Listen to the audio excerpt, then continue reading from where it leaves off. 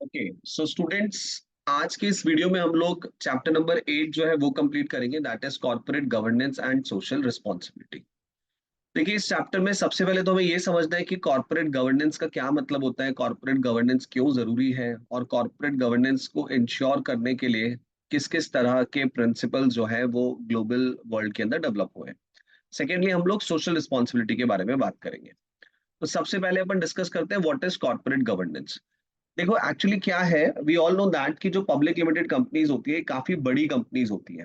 और इन कंपनीज के पास आज के टाइम पे सिर्फ देश के ही लोग पैसा नहीं लगाते, इंटरनेशनल शेयर होल्डर्स भी होते हैं, राइट। और जो अमाउंट ऑफ जो सम इन्वॉल्व होता है, जो अमाउंट इन्वॉल्व होता है मनी का, वो बहुत बहुत बहुत बड़ा इन्वॉल्व होता है। साथ ही साथ किसी भी कंपनी की एक्टिविटीज डिफरेंट टाइप के स्टेक होल्डर्स पर अपना इम्पैक्ट डालती है, इन्वायरमेंट पर, एम्प्लॉयज पर, सोसाइटी पर, इन पर इम्पैक्ट डालती है। तो ये बात बहुत जरूरी है कि कंपनी को जो डायरेक्टर्स चला रहे हैं, जो ऑफिसर्स चला रहे हैं, वो कंपनी को इस तरह से चलाएं कि कंपनी के सभी स्टेक होल्डर्स का इंटरेस्ट प्रोटेक्टेड रहे। तो चाहे वो इन्वेस्टर्स हो, चाहे वो सोसाइटी हो, चाहे वो एम्प्लॉयज हो, ठीक है। और कंपनी के अंदर किसी भी तरह के स्कैम्स ना हो, जिनसे बैंक्स का पैसा, इन्वेस्टर्स का पैसा, ये सब पैसा रिस्क पे आ जाए, राइट। तो यही इंश्योर करना कि ऑर्गेनाइजेशन के अंदर एक बहुत अच्छा सिस्टम गवर्नेंस का इम्प्लीमेंटेड है, यही इंश्योर करना गुड कॉर्पोरेट गवर्नेंस कहलाता है। So corporate governance is basically nothing. It is simply, we can say that it is a system by which organizations are directed and controlled by the senior officers. Senior officers organization को जिस system का use करके चलाते हैं, जिस तरह से चलाते हैं, वही corporate governance कहलाती है। And it is important कि organization के अंदर good corporate governance हो। अगर corporate governance अच्छी नहीं है और company के अंदर अगर किसी तरह का कोई स्कैम डायरेक्टर्स कर देते हैं, राइट, या कंपनी के एम्प्लॉयज किसी तरह का कोई स्कैम कर देते हैं, तो उससे बहुत सारे लोगों का नुकसान होगा। और हो सकता है अगर कंपनी बैंकरप्ट हो जाए तो बहुत सारे लोग जिन्होंने या तो बैंक्स के थ्रू अपना पैसा कंपनी को दे रखा है या डायरेक्टली शेयर्स की फॉर्म में इन्वेस्ट कर रखा है, उनका बहुत ज्यादा नुकसान होगा। तो इसीलिए we have to make sure कि कंपनी जो है वो एक अच्छी कॉर्पोरेट गवर्नेंस इंश्योर करे, राइट। ओके, देन ये थोड़ा सा एजेंसी प्रॉब्लम के बारे में बताया हुआ है। ये हम सबको अच्छी तरह पता ही है कि अगर कोई छोटी सी ऑर्गेनाइजेशन होती है तो उसका जो ओनर होता है वही पूरी ऑर्गेनाइजेशन को रन करता है। तो ओनर और मैनेजर छोटी ऑर्गेनाइजेशन के अंदर तो क्या होते हैं, सेम होते हैं। बट जो लार्ज ऑर्गेनाइजेशन होती है, जो कंपनी फॉर्म के अंदर बिजनेस कर रही है, उन ऑर्गेनाइजेशंस के अंदर जो शेयर होल्डर्स हैं वो सिर्फ कंपनी के अंदर पैसा इन्वेस्ट करते हैं। और कंपनी को चलाने का काम कौन करते हैं, शेयर होल्डर्स के। शेयर होल्डर्स जो डायरेक्टर्स को अपॉइंट करते हैं वो कंपनी को रन करते हैं। कंपनी के डायरेक्टर्स और शेयर होल्डर्स के बीच में कई बार कॉन्फ्लिक्ट अराइज होता है। डायरेक्टर्स चाहते हैं इनकी सैलरी बढ़े, डायरेक्टर्स चाहते हैं कि अगर कंपनी प्रॉफिट कमा रही है तो वो प्रॉफिट दोबारा से री इन्वेस्ट कर दिया जाए, राइट। वहीं दूसरी तरफ शेयर होल्डर्स चाहते हैं कि उनके शेयर्स की वैल्यू इंक्रीज हो। शेयर होल्डर्स ये भी चाहेंगे कि अगर प्रॉफिट हो रहा है तो री इन्वेस्टमेंट की बजाय एज अ डिविडेंड वो प्रॉफिट उनके अंदर बांट दिया जाए। तो कहीं ना कहीं हम ये कह सकते हैं कि कंपनी का जो मैनेजमेंट है, कंपनी के जो डायरेक्टर्स हैं, वो अपने ओन इंटरेस्ट को फॉलो करने की कोशिश करते हैं रादर देन द ओनर्स। और इसकी वजह से एक एजेंसी प्रॉब्लम क्रिएट होती है, एक स्टेक होल्डर कॉन्फ्लिक्ट जो है वो क्रिएट होता है। ठीक है, so that is the agency problem. ये जो प्रीवियस चैप्टर्स हैं, इवन जो फर्स्ट चैप्टर है वहां पर भी हमने डिस्कस करी थी स्टेक होल्डर कॉन्फ्लिक्ट के अंदर। ठीक है, चलिए खैर अब बात करते हैं कॉर्पोरेट गवर्नेंस की। देखिए, वैसे तो हम ये समझ सकते हैं कि सभी डायरेक्टर्स की खुद ही ये रिस्पॉन्सिबिलिटी है कि उन्हें एक अच्छी कॉर्पोरेट गवर्नेंस अपनी कंपनी में इंश्योर करनी है। लेकिन टाइम के साथ साथ जैसे जैसे दुनिया में बड़े बड़े कॉर्पोरेट स्कैंडल्स होने लगे, ठीक है, मतलब दिखने लगा कि कंपनियां इन्वेस्टर्स का पैसा डुबो रही हैं, ठीक है। जैसे जैसे कंपनीज इतनी बड़ी होने लगी कि इंटरनेशनल शेयर होल्डर्स भी कंपनी के अंदर इन्वॉल्व होने लगे, ठीक है। तो वैसे वैसे जो देश की सरकारें थी उनको ऐसा लगने लगा कि एक अच्छी कॉर्पोरेट गवर्नेंस को इंश्योर करने के लिए हमें कोई ना कोई सर्टेन या तो कानून बनाना चाहिए या हमें कोई ना कोई सर्टेन गाइडलाइन इशू करनी चाहिए। फिर आज के टाइम पे हम जानते हैं कि बड़ी बड़ी कंपनीज के ऊपर मीडिया भी बहुत नजर रखती है। इसीलिए भी कंपनीज के लिए जरूरी है कि वो एक अच्छी कॉर्पोरेट गवर्नेंस इंश्योर करें, राइट। आज के टाइम पर हम जानते हैं ग्लोबलाइजेशन का जमाना है। ठीक है, और अलग अलग तरह के बिजनेस कल्चर जो है अलग अलग कंट्रीज के अंदर एग्जिस्ट करते हैं। तो ऐसे में अच्छी कॉर्पोरेट गवर्नेंस को इंश्योर अगर करना है तो एक सर्टेन स्टैंडर्ड, एक सर्टेन गाइडलाइन पर चलना पड़ेगा।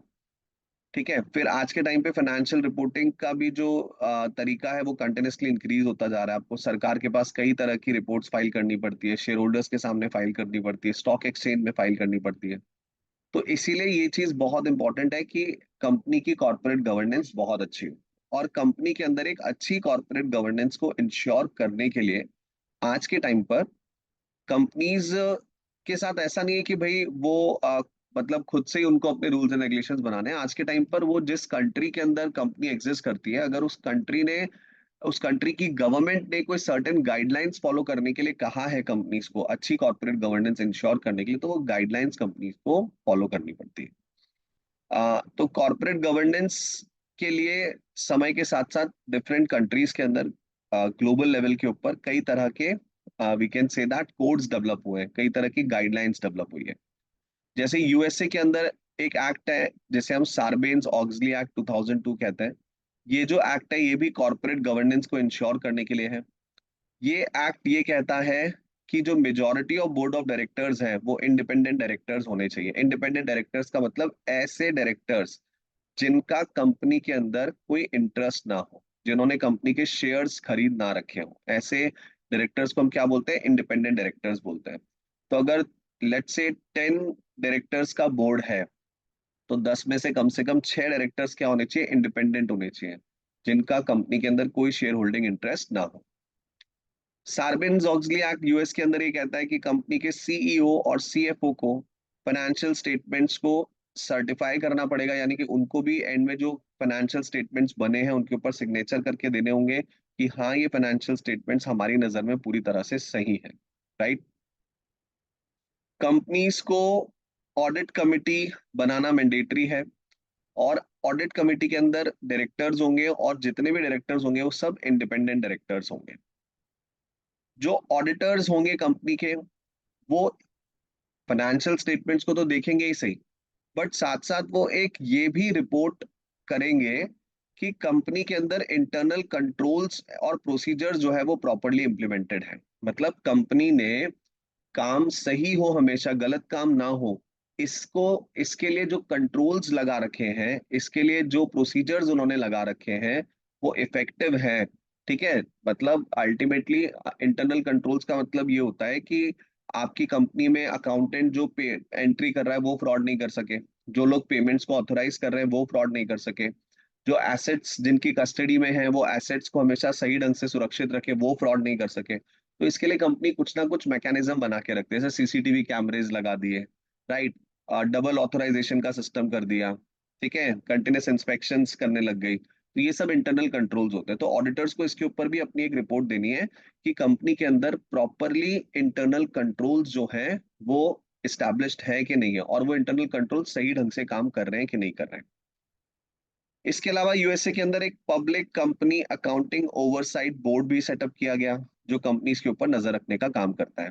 तो एक तरह से हम कह सकते हैं कि यूएस के अंदर कॉर्पोरेट गवर्नेंस को इंश्योर करने का काम कौन करता है? सार्बेन्स ऑक्सली एक्ट 2002 करता है।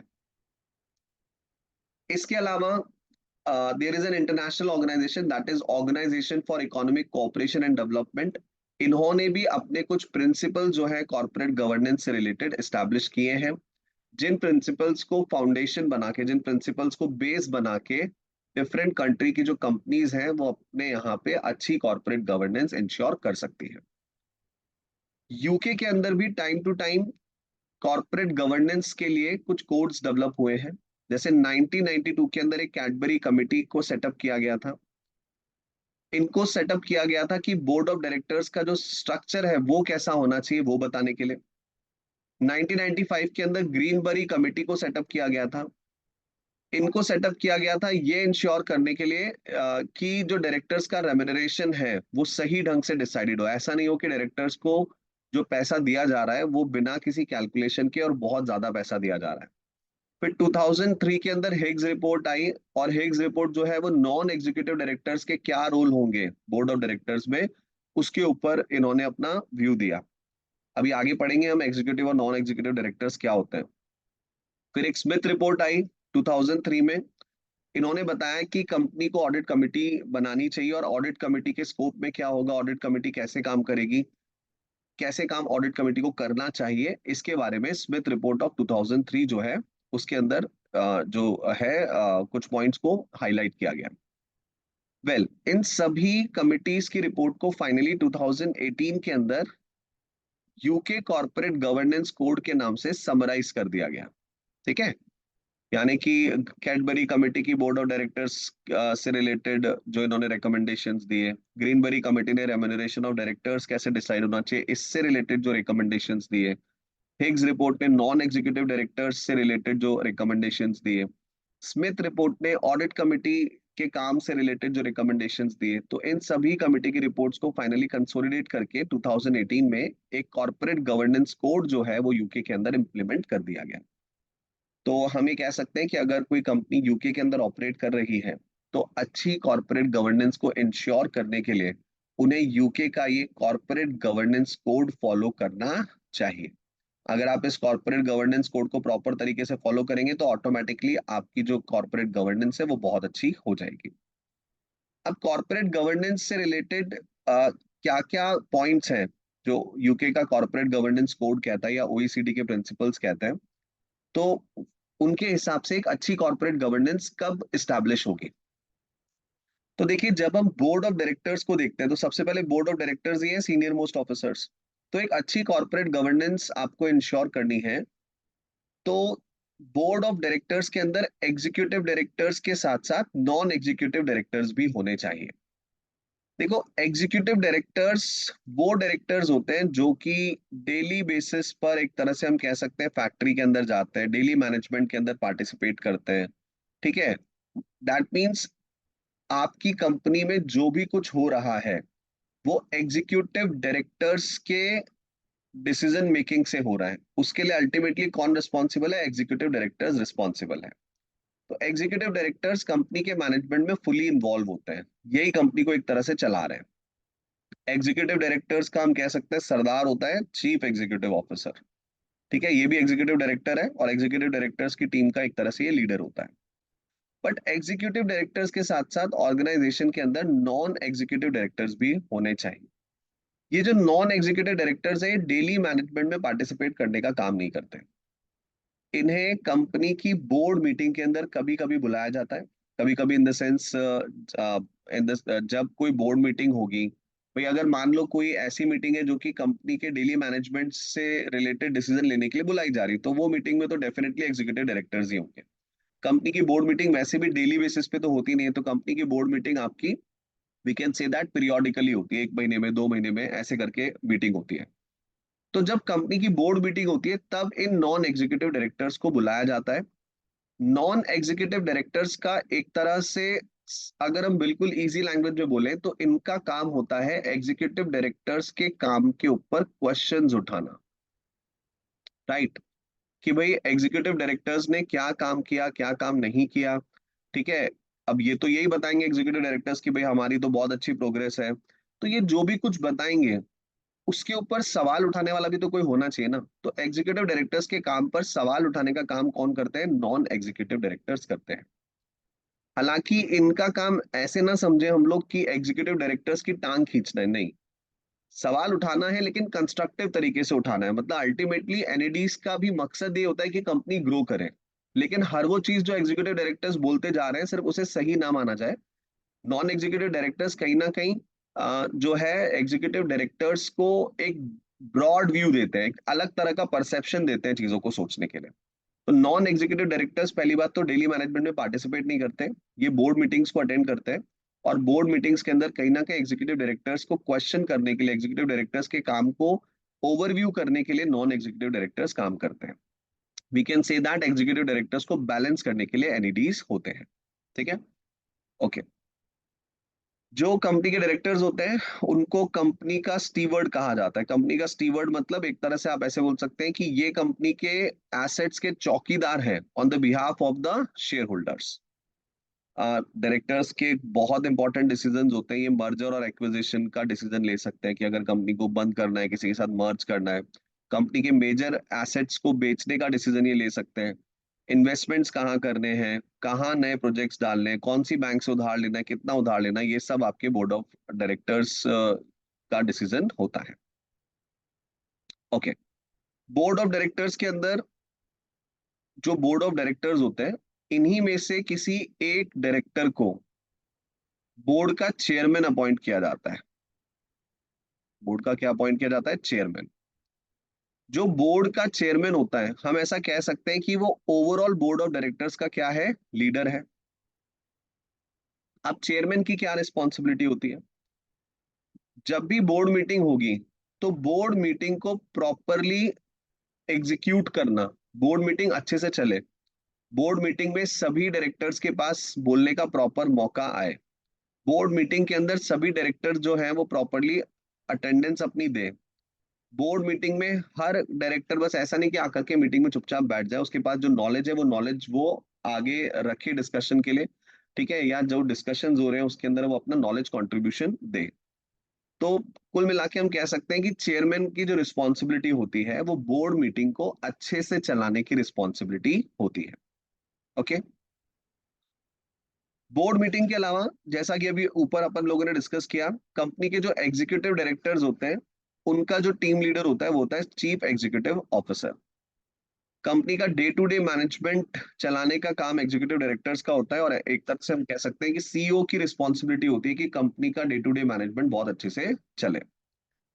सीईओ जो है वो काफी इंपॉर्टेंट पर्सन होता है। एक तरह से आप ये मान सकते हैं कि जब बोर्ड की मीटिंग होती है तो सीईओ के काम को ही सब एक तरह से एनालाइज करते हैं, और सीईओ जो आगे के प्रपोजल्स बताता है कि आगे हमें कंपनी का ऐसे एक्सपेंशन करना चाहिए, कंपनी को ऐसे आगे बढ़ाना चाहिए, इसी के ऊपर मोस्टली डिस्कशंस जो है बोर्ड मीटिंग के अंदर होते हैं। ओके। सीईओ को हम ऐसा भी बोल सकते हैं कि कंपनी की जो मैनेजमेंट कमिटी होती है उसका चेयरपर्सन कौन होता है? सीईओ होता है।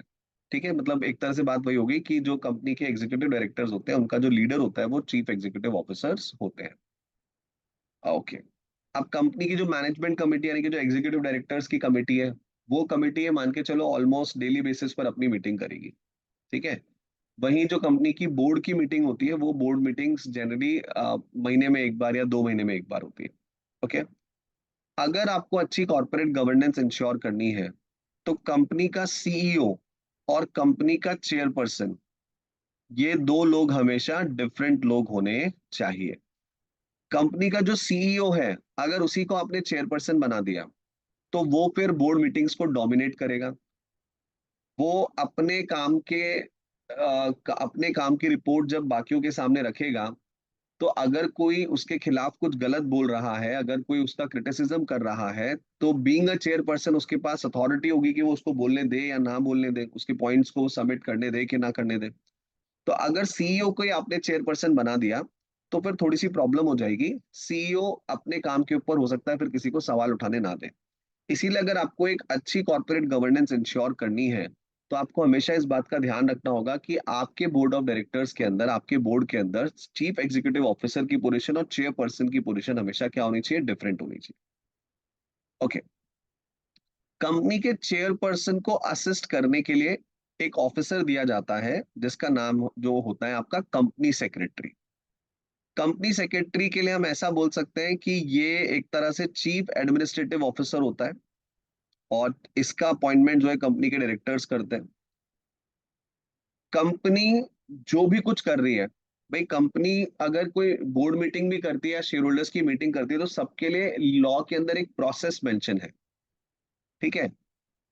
कंपनी अपना हर काम हमेशा एग्जैक्टली एज पर लॉ करे, क्योंकि अगर वो एज पर लॉ नहीं करेगी तो कंपनी के ऊपर पेनल्टीज लगाई जा सकती है, कंपनी के ऊपर इन्वेस्टिगेशंस गवर्नमेंट अनाउंस कर सकती है।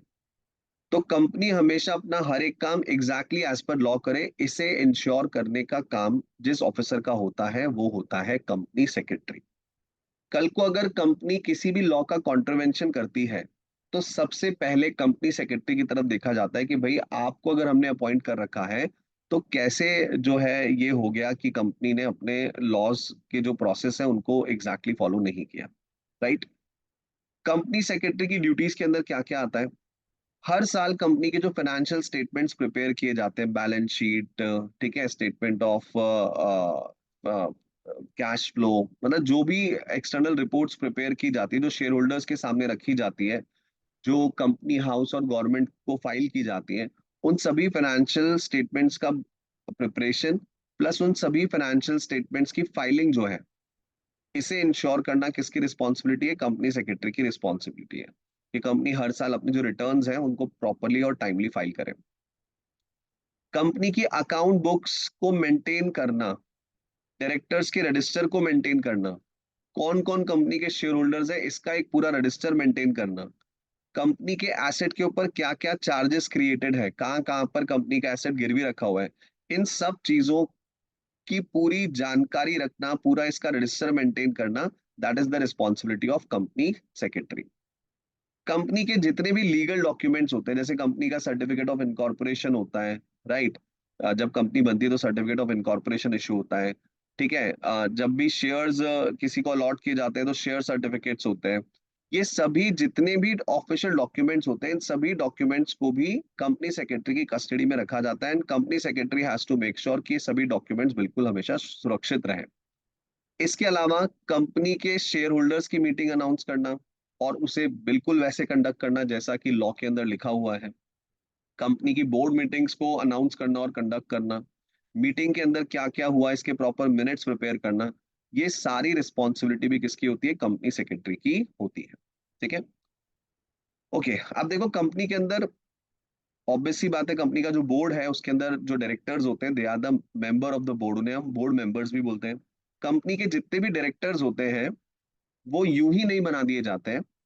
जब भी किसी को डायरेक्टर बनाया जाता है तो उसके पास कोई रेलेवेंट एक्सपर्टीज होता है, ठीक है। और अगर कंपनी के अंदर 4 डायरेक्टर हैं तो ऐसा नहीं होगा कि चारों डायरेक्टर्स फाइनेंस एक्सपर्टीज रखने वालों को बना दिया, ऐसा नहीं होगा। एक डायरेक्टर होगा जो टेक्निकल डायरेक्टर होगा, जैसे टेक्नोलॉजी जो कंपनी के अंदर यूज होती है उसकी बहुत अच्छी नॉलेज होगी, अच्छा एक्सपीरियंस होगा। एक फाइनेंस डायरेक्टर होगा, राइट। एक हो सकता है आपका मार्केटिंग डायरेक्टर हो। तो जितने डायरेक्टर्स होते हैं वो अपनी फील्ड के एक्सपर्ट होते हैं, और एक दूसरे को कॉम्प्लीमेंट करने के लिए डायरेक्टर्स को अपॉइंट किया जाता है। डायरेक्टर्स यानी कि बोर्ड तभी अच्छे से काम कर पाएगा जब उन्हें प्रॉपरली कंपनी के मैनेजमेंट इंफॉर्मेशन सिस्टम से प्रॉपर रिपोर्ट्स वगैरह मिले। यानी कि जब कंपनी की बोर्ड मीटिंग होगी तो हर एक डायरेक्टर के पास कागज होने चाहिए, ठीक है, कि कंपनी का प्रॉफिट ऊपर जा रहा है नीचे जा रहा है, पिछले 1 महीने में कितना प्रॉफिट कमाया, पिछले 1 महीने में कितना वेस्टेज किया, ठीक है। मतलब हर तरह की इंफॉर्मेशन, चाहे वो फाइनेंशियल नेचर की हो चाहे वो नॉन फाइनेंशियल नेचर की हो, हर तरह की इंफॉर्मेशन डायरेक्टर्स के पास अवेलेबल कराई जानी चाहिए, तभी बोर्ड मीटिंग्स के अंदर प्रॉपर डिसीजन कंपनी के लिए लिए जा सकेंगे, ठीक है। अच्छा, अब बोर्ड ऑफ डायरेक्टर्स ने कैसा काम किया, इसे कौन एनालाइज करता है? बोर्ड मेंबर्स की जो परफॉर्मेंस होती है वो एनुअली शेयर होल्डर्स की मीटिंग के अंदर एनालाइज की जाती है, और शेयर होल्डर्स एनालाइज करते हैं। इसका मतलब ये हुआ कि अगर शेयर होल्डर्स को ऐसा लगेगा कि बोर्ड ऑफ डायरेक्टर्स अच्छा काम, जो आपके बोर्ड मेंबर्स हैं, जो बोर्ड है वो अच्छा काम नहीं कर रहा है, तो शेयर होल्डर्स डायरेक्टर्स को चेंज भी कर सकते हैं, ठीक है। ओके, ये बात हमने ऊपर पढ़ी ली कि कंपनी का चेयरपर्सन और कंपनी का चीफ एग्जीक्यूटिव ऑफिसर कभी भी सेम आदमी नहीं होना चाहिए। अगर ये दोनों सेम आदमी हो जाएंगे तो डेफिनेटली ये पूरे बोर्ड को डोमिनेट करेंगे, तो इसीलिए सीईओ और चेयरपर्सन हमेशा अलग अलग लोग होने चाहिए। कंपनी के एनईडी से रिलेटेड भी हमने डिस्कशन किया ऊपर कि कंपनी के जो नॉन एग्जीक्यूटिव डायरेक्टर्स हैं, नाम में ही समझ में आ रहा है non executive, that means execution की रिस्पॉन्सिबिलिटी इसकी नहीं है। नॉन एग्जीक्यूटिव डायरेक्टर्स के ऊपर कोई मैनेजमेंट रिस्पॉन्सिबिलिटी नहीं होती। ये एग्जीक्यूटिव डायरेक्टर्स को बैलेंस करने के लिए अपॉइंट किए जाते हैं, ये एक्सपीरियंस को ब्रॉडन करने के लिए अपॉइंट किए जाते हैं। मतलब जब भी किसी बात पे चर्चा होगी तो एग्जीक्यूटिव डायरेक्टर्स तो एक तरह से अपने ही काम के बारे में बात कर रहे होंगे, तो ऑब्वियस सी बात है कि उनका जो परसेप्शन होगा वो लिमिटेड होगा, मतलब उनका जो सोचने का नजरिया होगा वो लिमिटेड होगा। लेकिन जो आपके नॉन एग्जीक्यूटिव डायरेक्टर्स हैं वो डेली मैनेजमेंट में तो इन्वॉल्व नहीं है, डेली कंपनी के अंदर क्या हो रहा है वो नहीं देख रहे हो, ठीक है ना, तो वो अपनी नॉलेज को यूज करके एक अलग तरह का परसेप्शन जो है वो बोर्ड के सामने रखेंगे। नॉन एग्जीक्यूटिव डायरेक्टर्स इंडिपेंडेंट होने चाहिए, दैट मीन्स उनका कंपनी के साथ सिर्फ अपनी सैलरी लेने के अलावा और कोई इंटरेस्ट नहीं होना चाहिए, उनके पास कोई कंपनी के शेयर्स नहीं होने चाहिए, कंपनी के साथ और किसी तरह का उनका कोई कॉन्ट्रैक्ट नहीं होना चाहिए। क्योंकि अगर उनका कोई और तरह का कॉन्ट्रैक्ट होगा या वो कंपनी के शेयर्स रखेंगे तो उनका सोचने का तरीका जो है वो बदल जाएगा। So that is the point. तो कंपनी के non executive directors basically executive directors के काम को चैलेंज करने के लिए, उनके काम पर सवाल उठाने के लिए बनाए जाते हैं, ऐसा हम बोल सकते हैं। जर्मनी के अंदर तो ऐसा लॉ है कि पब्लिक कंपनीज को 2 टियर बोर्ड बनाना पड़ता है। 2 टियर बोर्ड का मतलब एक बोर्ड होता है नॉन एग्जीक्यूटिव डायरेक्टर्स का और एक बोर्ड होता है एग्जीक्यूटिव डायरेक्टर्स का। एग्जीक्यूटिव डायरेक्टर्स का जो बोर्ड है ये कंपनी को चलाने का काम करता है, और नॉन एग्जीक्यूटिव डायरेक्टर्स जो है वो अपनी मीटिंग करते हैं एग्जीक्यूटिव डायरेक्टर्स के काम को एक तरह से जज करने के लिए, एनालाइज करने के लिए। Okay, so that is about the board of directors of the company. Okay, देखिए इसके अलावा जो कंपनी होती है उसको ना एक दो कमिटीज बनानी होती है, remuneration committee and audit committee. Remuneration committee का काम होता है भाई अल्टीमेटली कंपनी के बोर्ड ऑफ डायरेक्टर्स की सैलरी तो डिसाइड करनी, उनका रेम्युनरेशन डिसाइड करना है कि वो कितना पैसा लेंगे। अब कंपनी के एग्जीक्यूटिव डायरेक्टर्स को डेफिनेटली ये लगेगा और सही भी है कि वही कंपनी को रन कर रहे हैं, उन्हीं की वजह से कंपनी प्रॉफिट में जा रही है।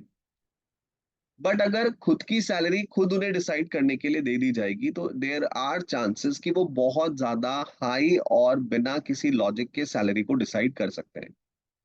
तो इसीलिए रेम्युनरेशन कमेटी का जो कॉन्सेप्ट है वो इंट्रोड्यूस किया गया है कि बोर्ड ऑफ डायरेक्टर्स में से ही जो नॉन एग्जीक्यूटिव डायरेक्टर्स हैं उनको यूज करते हुए एक कमेटी बनाई जाएगी जिसे हम रेम्युनरेशन कमेटी बोलेंगे। इसमें 2 से 3 कौन होंगे? नॉन एग्जीक्यूटिव डायरेक्टर्स होंगे।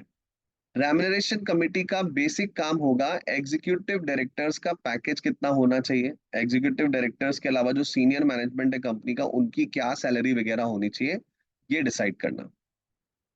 और जब सैलरीज को डिसाइड किया जाएगा तो रेम्युनरेशन कमेटी की कोशिश होनी चाहिए कि जो प्रोसीजर है, मतलब एक एक कैलकुलेशन बैठानी होगी उन्हें कि इस प्रोसीजर के तहत हमने क्या करी है, जो आपके एग्जीक्यूटिव डायरेक्टर्स हैं उनकी सैलरी हमने डिसाइड की है।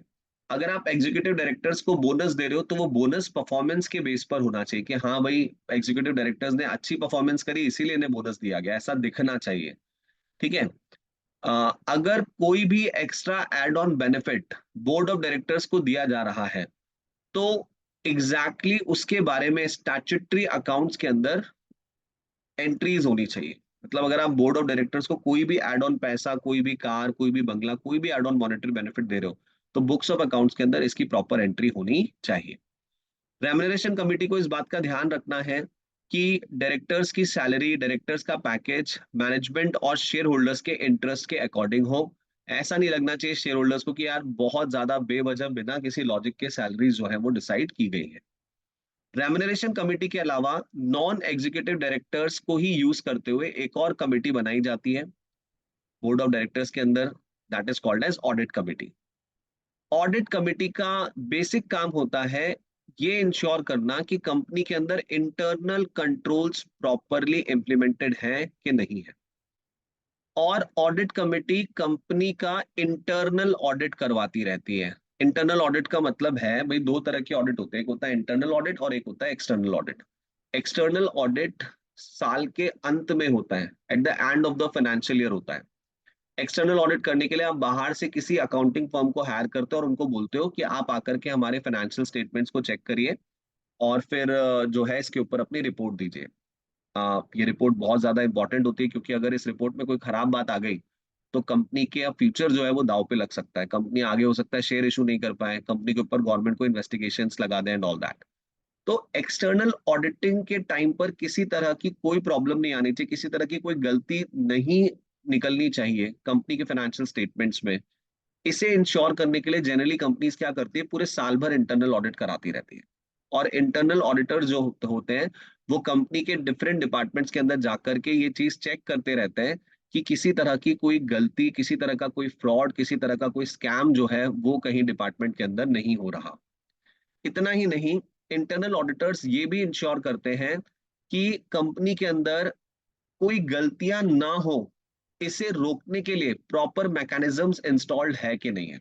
जैसे आप सिंपल भाषा में ये समझ सकते हो कि अगर कंपनी के पास कैश रहता है और वो कैश किसी वॉल्ट के अंदर है, तो इंटरनल ऑडिटर्स आकर के चेक करेंगे कि भाई उस वॉल्ट पे प्रॉपर ताला लगा है कि नहीं लगा है, इस वॉल्ट का जो पासवर्ड है वो कितने लोगों को पता है। ठीक है, कुल मिलाकर के इंटरनल ऑडिटर्स का काम ये इंश्योर करना होता है कि जितने भी इंटरनल कंट्रोल्स किसी भी गलती को होने से रोकने के लिए कंपनी के अंदर लगाए गए हैं, वो सभी इंटरनल कंट्रोल्स इफेक्टिवली काम कर रहे हैं कि नहीं कर रहे हैं।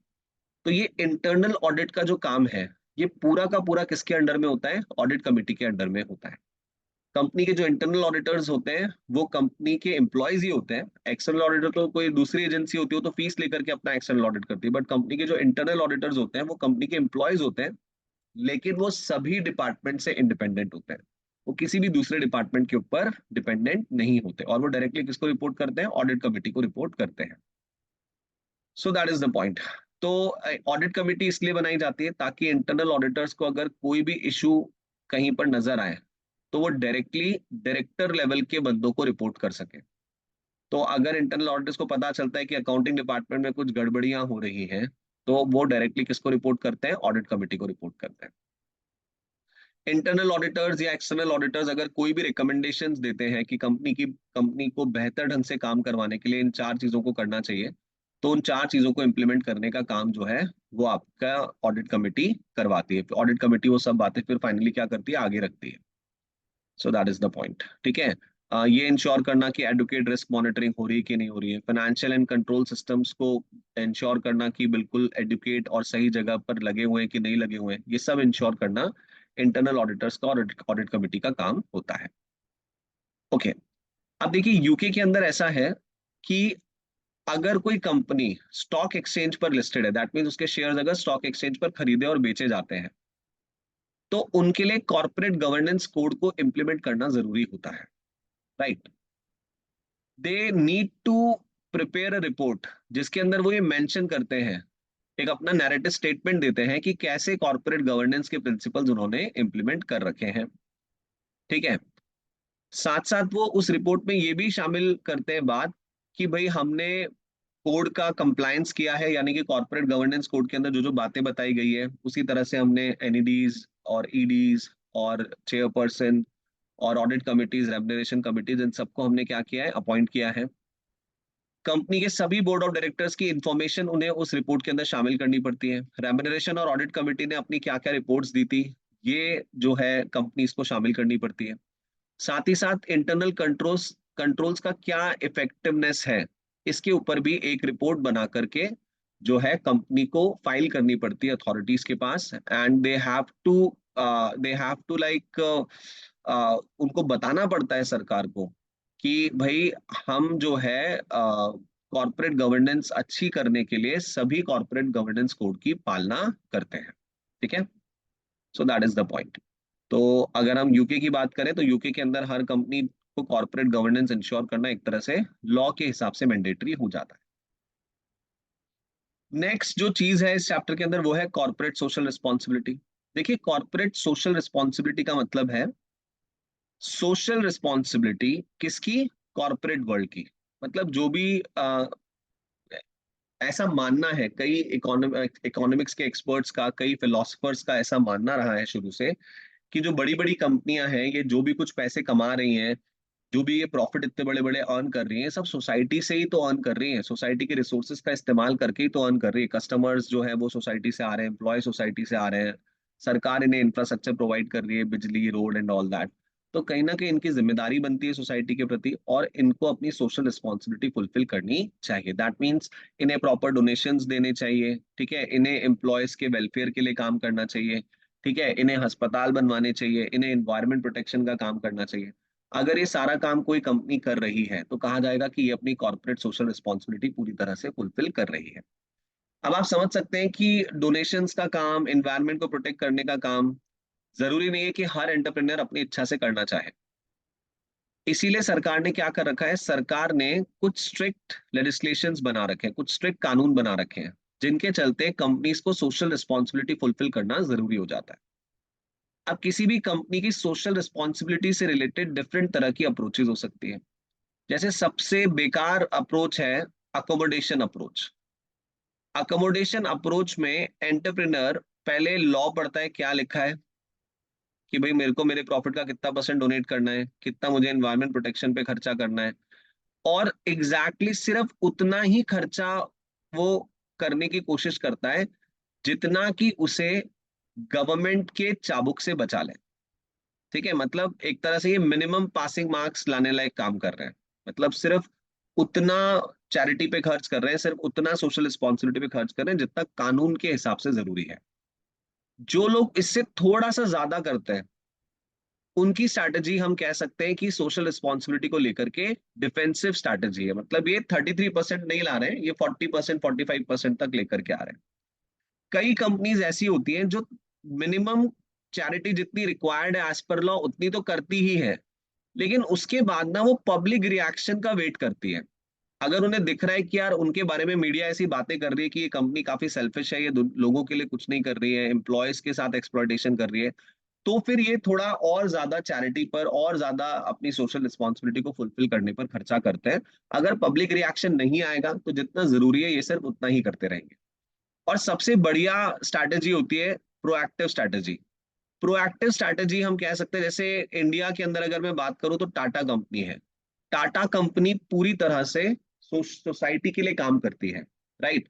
मतलब वो खुद से इस बात की पूरी कोशिश करती है कि उनके एम्प्लॉयज, उनके कस्टमर्स, इन सब का वो ध्यान रखे। सोसाइटी के लिए जितना हो सकता है उतना चैरिटी वो करे, अस्पताल बनवाए, गरीबों के लिए कुछ ना कुछ करे।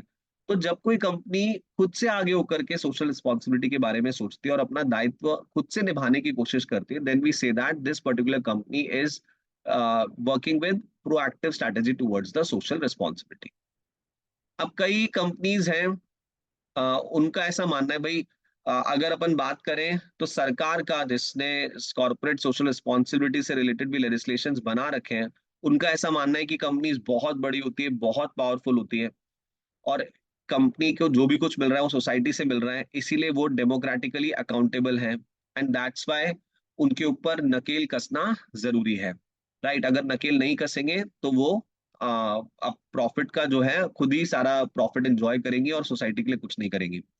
अब इसके अगेंस्ट में कई एंटरप्रेनर्स का ऐसा कहना है कि भाई देखो, वैसे ही कंपनी के अंदर जो शेयर होल्डर्स होते हैं वो भी तो सोसाइटी में से ही आते हैं, और कंपनी अगर अच्छा प्रॉफिट कमाती है तो जो सोसाइटी, जो शेयर होल्डर्स हैं वो ऑटोमेटिकली उनकी वेल्थ मैक्सिमाइज होती है। तो ये कर तो रहे हैं हम सोसाइटी के लिए, जो शेयर होल्डर्स हैं, जो सोसाइटी के अंदर से ही लोग हैं, उन्होंने ही हमारे पास पैसा लगा रखा है, और उनकी वेल्थ हम मैक्सिमाइज करने की कोशिश कर ही रहे हैं, तो अलग से सोशल रिस्पॉन्सिबिलिटी हम क्यों निभाएं। गवर्नमेंट का ऐसा कहना है कि भाई आप देश का इंफ्रास्ट्रक्चर यूज कर रहे हो, तो इसीलिए आपको सोशल रिस्पॉन्सिबिलिटी फुलफिल करनी चाहिए और आपको दान पुण्य करना चाहिए। इसके अगेंस्ट में एंटरप्रेन्योर्स का ये कहना है कि भैया हम टैक्सेस दे तो रहे हैं, अगर हम इंफ्रास्ट्रक्चर यूज कर रहे हैं तो हम टैक्स भी तो दे रहे हैं, तो that is the point. Okay, सरकार का ये कहना है कि आपकी एक्टिविटीज का इम्पैक्ट जो है वो सोसाइटी के ऊपर आता है, एक्सटर्नैलिटीज जनरेट करते हैं आप। एक्सटर्नैलिटीज का मतलब आपकी कंपनी की प्रोडक्शन एक्टिविटीज का सोसाइटी पर जो इम्पैक्ट आ रहा है, जैसे पॉल्यूशन, एनवायरमेंटल डैमेज वगैरह, राइट। सो इस पर कंपनी के एंटरप्रेन्योर्स एक आर्ग्यूमेंट दे सकते हैं कि भाई हमारे शेयर होल्डर्स को हम प्रॉफिट कमा के दे रहे हैं, उनकी वैल्यू हम इंक्रीज कर रहे हैं, तो ये एनवायरमेंट प्रोटेक्ट करना क्या सिर्फ कंपनी की रिस्पॉन्सिबिलिटी है? कंपनी के अंदर जो एम्प्लॉयज है, जो अच्छी खासी सैलरी ले रहे हैं, कंपनी के जो शेयर होल्डर्स हैं जिनको हम अच्छा खासा डिविडेंड दे रहे हैं, उनकी भी तो रिस्पॉन्सिबिलिटी बनती है सोसाइटी को प्रोटेक्ट करना, सिर्फ हमारी रिस्पॉन्सिबिलिटी थोड़ी ना है। That is the point. So that is the thing. Company, government का ऐसा कहना है कि अगर कंपनी सोशल रिस्पॉन्सिबिलिटी को फुलफिल करेगी तो उसकी बेटर इमेज क्रिएट होगी, राइट। और ऑटोमेटिकली भाई आप दान पुण्य करोगे तो आपकी इमेज अच्छी होगी, आप और अच्छे से अपना बिजनेस करोगे, लोग आपका सामान ज्यादा खरीदेंगे। अब इस पर एंटरप्रेन्योर्स का ऐसा कहना है कि भाई हम पहले ही शेयर होल्डर की वैल्यू इंक्रीज कर रहे हैं, पहले ही हम कस्टमर्स का ध्यान रख रहे हैं, तो उससे हमारी इमेज बढ़िया होनी चाहिए ना, दान पुण्य से क्यों होनी चाहिए? तो that is the point. Last चीज आती है एथिकल स्टैंसेस। एथिकल स्टैंस का मतलब है पोजीशन दैट अ पर्सन और organisation takes when faced with ethical questions. मतलब अगर आपके सामने कोई डिलाइमा आ जाएगा, आपके सामने कोई ऐसी सिचुएशन आ जाएगी जहां पर आपको कोई डिसीजन लेना है, तो डिसीजन लेते समय आप क्या करोगे? अगर डिसीजन लेते समय आप सिर्फ short term share holder interest को प्रोटेक्ट करोगे, जैसे आज अगर कंपनी को खरीदने के लिए कोई फॉरेन कंपनी आ गई और वो 3 गुना प्राइस पे करने के लिए तैयार है, तो कंपनी के जो डायरेक्टर्स हैं अगर वो ये सोचते हैं कि हाँ यार 3 टाइम्स हमें कंपनी का वैल्यूएशन मिल रहा है, तो एक काम करते हैं कंपनी को बेच देते हैं, फॉरेन कंपनी रन करेगी कंपनी को, तो क्या फर्क पड़ रहा है, प्रॉफिट देश में से बाहर जाएगा तो इन सब बातों का क्या फर्क पड़ रहा है। ठीक है, तो कहा जाएगा कि एक तरह से डायरेक्टर्स ने क्या किया, short term share holder interest वाले एथिकल स्टैंड को उन्होंने फॉलो किया। उन्होंने सिर्फ इंटरेस्ट, शेयर होल्डर्स का जो शॉर्ट टर्म इंटरेस्ट है सिर्फ उसको उन्होंने देखा। कई कंपनीज ऐसी होती हैं जो इस तरह के ऑफर्स को ठुकरा देती हैं, उनको लगता है कि नहीं भाई, हम अपनी ऑर्गेनाइजेशन को लॉन्ग टर्म में एक्सपैंड करेंगे, आज अगर 3 गुना का ऑफर मिल रहा है तो हो सकता है कि आगे जाकर के हमें 50 गुना 100 गुना का ऑफर मिले, हम अपनी कंपनी को बहुत बड़ा कर सकते हैं। ठीक है, तो अगर आपने ये सब बातें की, कंपनी का long term share holder interest अगर आपने प्रोटेक्ट किया डिसीजन लेते समय, तो कहा जाएगा कि आपका ethical stand long term share holder interest को प्रोटेक्ट करने वाला था। ठीक है, कोई भी डिसीजन लेते समय आप कंपनी के सभी स्टेक होल्डर्स के बारे में सोच रहे हैं। जैसे आप अपनी कंपनी को अगर फॉरेन कंपनी को बेच देंगे तो प्रॉफिट्स डॉलर की फॉर्म में बाहर जाएंगे, इससे आपके देश का नुकसान होगा। अगर ये बात भी आपके दिमाग में है, अगर आपको पता है कि जिस फॉरेन कंपनी को हम बेच रहे हैं वो फॉरेन कंपनी सबसे पहले तो 50% एम्प्लॉयज जो है उनको निकाल देगी, और 50% एम्प्लॉयज की जगह या तो टेक्नोलॉजी बेस्ड काम कराएगी या फिर फॉरेन से लोगों को ला करके डिप्यूट करेगी, तो इससे हमारे जो एग्जिस्टिंग एम्प्लॉयज हैं उनकी नौकरी पर खतरा आ जाएगा। सो दैट मीन्स अगर कोई डिसीजन लेते समय आप सभी स्टेक होल्डर्स के इंटरेस्ट के बारे में सोच रहे हो और सबको सबको प्रोटेक्ट करते हुए आप डिसीजन ले रहे हो, तो that is a multiple stakeholder obligation. और मल्टीपल स्टेक होल्डर ऑब्लिगेशंस का ही एक और नेक्स्ट वर्जन है shaper of society. That means कि ऑर्गेनाइजेशन जब भी कोई डिसीजन लेने की स्थिति में आती है, तो सबसे पहले वो देश के बारे में सोचती है, समाज के बारे में सोचती है, अपने एम्प्लॉयज, अपने कस्टमर्स, अपनी सोसाइटी, हर एक चीज के बारे में सोचती है, तभी डिसीजन लेती है। ठीक है ना, उन सबका इंटरेस्ट ध्यान में रखते हुए डिसीजन लेती है, तो कहा जाएगा दैट कि इस ऑर्गेनाइजेशन का जो एथिकल स्टैंड है वो शेपर ऑफ सोसाइटी वाला स्टैंड है। चलिए, so that's all about this chapter. Next video में हम नेक्स्ट चैप्टर करेंगे। आप इस चैप्टर को पढ़ के इसके क्वेश्चंस करिएगा तो आपको क्लैरिटी आ जाएगी कि आपको ये चैप्टर अच्छे से समझ में आया है कि नहीं आया है, और अगर किसी क्वेश्चंस में डाउट होगा तो लाइव क्लास में we will complete those doubts.